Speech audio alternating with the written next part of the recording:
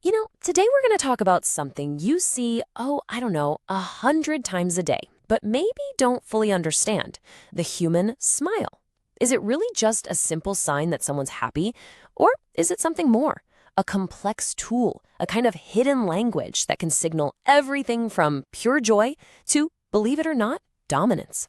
We are about to pull back the curtain on the fascinating and sometimes really contradictory world of the smile. So let's just start right there with that big question. When you see somebody smile at you, what's your gut reaction? I mean, for most of us, we're just wired to think, oh, they're happy. It's almost automatic, right? But as we're about to find out, that first assumption, well, it's often just the cover of a much, much thicker book. The idea we're all taught from day one is that a smile is the universal symbol for happiness. It's how our face broadcasts joy or pleasure, or that something is funny. It just seems so simple, so clean. And honestly, most of the time, we never even think to question it. But what if I told you that very same smile could be a weapon? Seriously, researchers talk about smiles as tools for love, sympathy, and war. Just let that sink in for a second. War. The same exact expression can be used to put someone in their place, to assert your dominance, or to manage a conflict. Suddenly, that simple little smile seems a whole lot more complicated, and frankly, a whole lot more powerful, doesn't it? All right, so here's the game plan for how we're going to unpack all of this. First, we'll dive into the deceptive nature of the smile. Then we'll get into the actual anatomy of what a real, joyful smile looks like.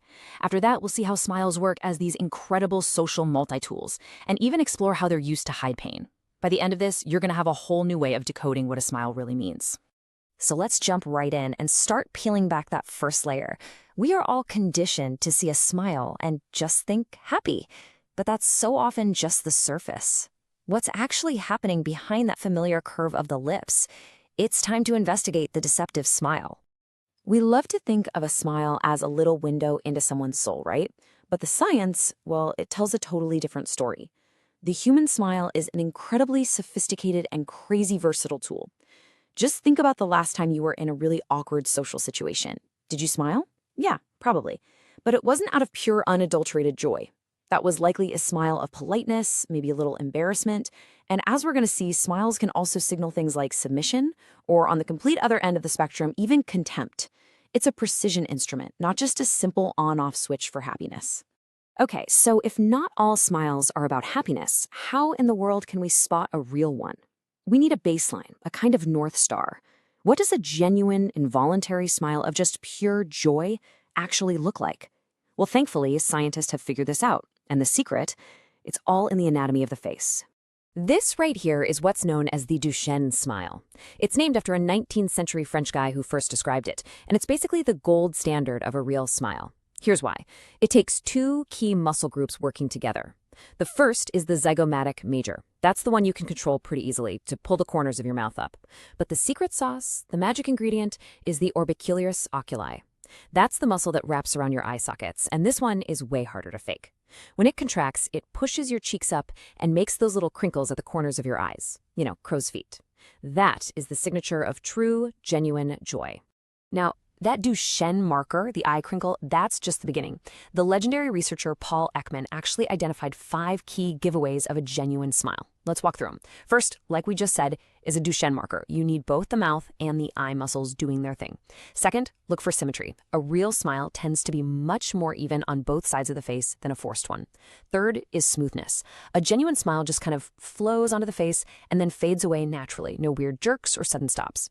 Fourth, and this one might surprise you, is duration. Real smiles are quick. They usually last no more than 4 seconds. If someone's holding a smile for ages, it's a pretty good sign it's not the real deal.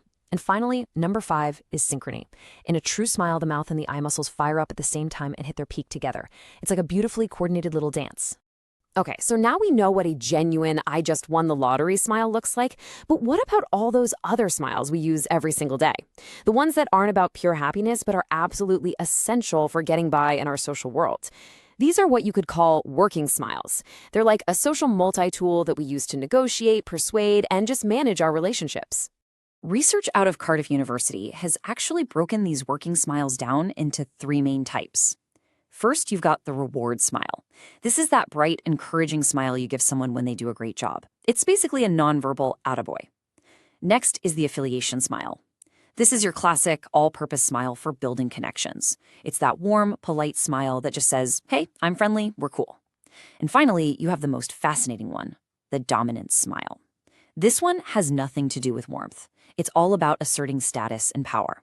Think of that subtle smirk that just screams, I'm in charge here. But, how do we actually know these smiles have different effects on us? Well, this is where it gets really cool. The researchers at Cardiff set up this clever experiment.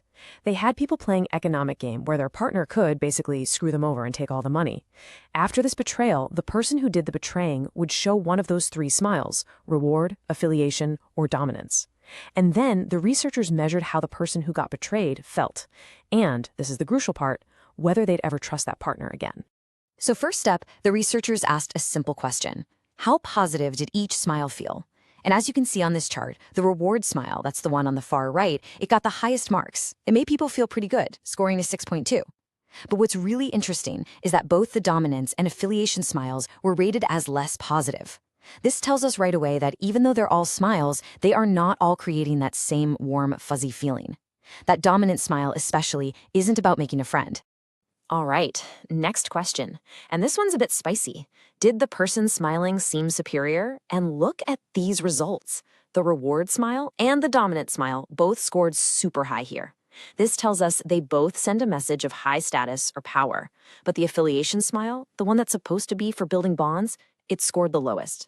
This is like crystal clear evidence that the dominant smile is doing exactly what it's supposed to do. It's communicating superiority.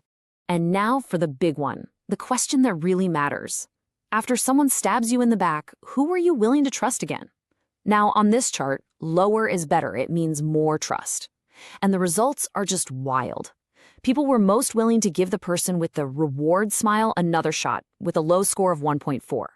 It's like that smile says, hey, I know I messed up, but we're still on the same team.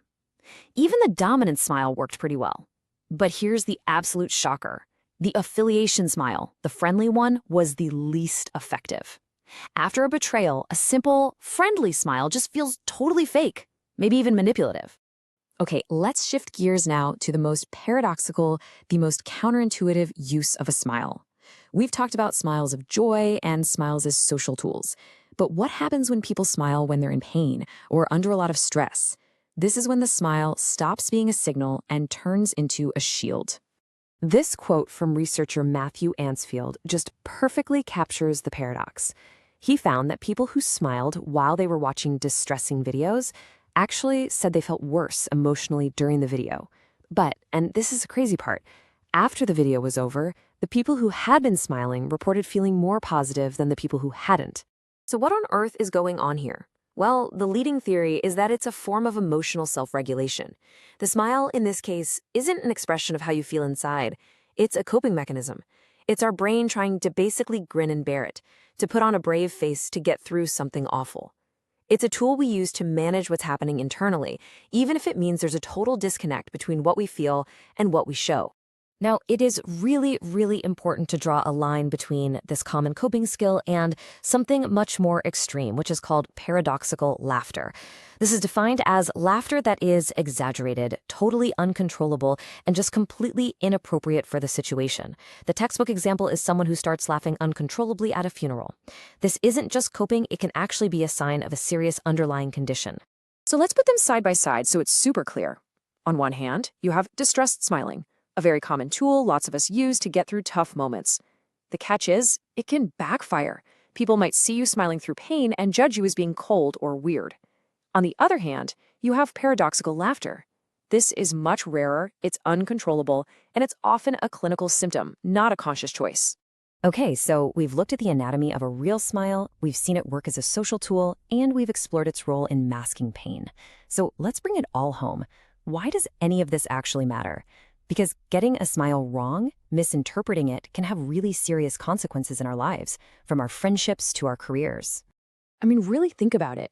If you mistake a coworker's dominant smile for a friendly one, you could completely misread their intentions in a big project.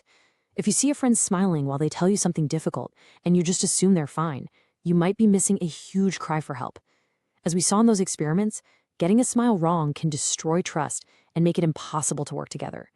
And maybe worst of all, it can cause us to walk right past someone who is hiding deep, deep pain behind a brave face. So here it is, the big takeaway from all of this. A smile is not a statement. It's more like a complex equation. And to really understand what it means, you have to look at three key variables. First, the anatomy. Are the eyes involved? Is it a Duchenne smile? Second, the function. Is this a smile meant to reward, connect, or dominate? And third, and this might be the most important of all, the context. A smile at a birthday party means something totally different than a smile in the middle of a tense negotiation. Only when you look at all three can you even hope to solve the equation and figure out what's really going on. So, we'll just leave you with this. The smile is, without a doubt, one of the most powerful tools we have in our nonverbal toolkit. It can build bridges of connection, or it can put up walls of intimidation. It can be a bright, shining beacon of joy, or a mask for incredible pain. So the next time you see a smile, I just challenge you to look a little closer. Look for the crinkle in the eyes. Think about the situation, and ask yourself that crucial question. What is this smile really trying to tell me?